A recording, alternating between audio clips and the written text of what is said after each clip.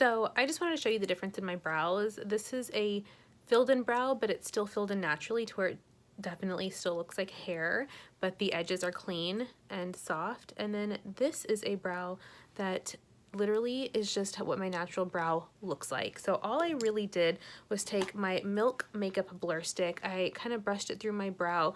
That actually just like softened the hair and pushed it all in the direction I wanted to go. So I'm gonna go in with my Anastasia Beverly Hills Dipbrow. This is in the color Ebony. I think it's the second to darkest color they have, and I just go in with a synthetic angled brush right here. I kind of just take the product onto the cap and make sure that I press a even amount of Dipbrow on this angled brush right here. I definitely don't want like thick globs of that pomade. And so all I do is cock my head back. This is really important because it allows me to see this bottom brow line, which is what we want.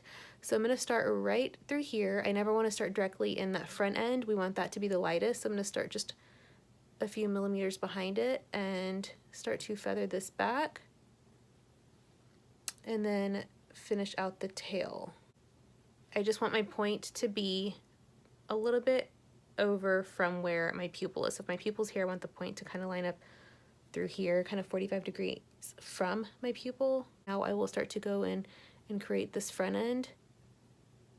And I want the least amount of product here. So for every time that I take my brush into this front area, I go back through the rest of the brow and make sure that it's a nice even line from here to here. I'm just kind of going through and filling in any gaps, any sparse areas where I feel like maybe we don't have that much product, and I'm making sure that when I'm filling in this tail, which this happens to a lot of people, that I'm not dragging it down and kind of pulling my eye look down. That although I am pressing the brush into the brow, I'm not pulling the brow down, I'm just following my natural brow line. I still want my brow to be very lifted and a little bit on the shorter end. It kind of makes it look a little more like awake. So now what I'm gonna do is just take my Anastasia Beverly Hills Brow Gel. I don't actually know what the technical name of this product is, but we're just gonna say eyebrow gel.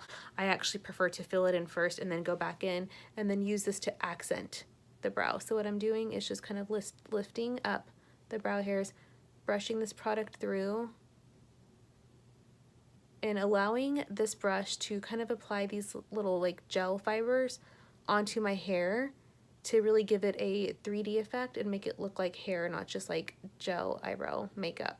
Because this looks pretty in photos, like an Instagram brow does look really good in pictures, but when you're talking to somebody in person and their eyebrow is really just a lot of makeup and it's not actually hair, it actually looks a little crazy.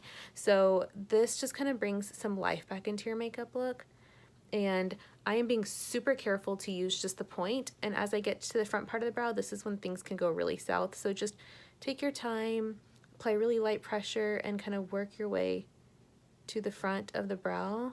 So the next part of my eyebrow routine is I take my little brow blade from Urban Decay. This is in the color Dark Drapes, and I'm just going to go in and I'm holding it at the very tail end because I want to apply the lightest amount of pressure, and I'm just going to go in and do little vertical and angled strokes throughout the brow just to make it look more like hair. If you feel like you need to clean up some areas just a little bit, take a tiny bit of concealer, and instead of just drawing a line and like blending horizontally, I actually do the line with the concealer, and then I actually blend that line down, and it helps it just look a little more organic and a little less like sculpted, because we're not going for a sculpted brow. And lastly, take a spoolie that has no makeup on it, and I'm just gonna go in, and whatever product is in that front brow area, I just want it to feather out into the skin. So I'm just taking my spoolie and I'm kind of just almost wiping it off in this brow area, and it creates this very soft blended effect to where it just looks like your eyebrow is like fading into your skin rather than abruptly stopping, which is what we like.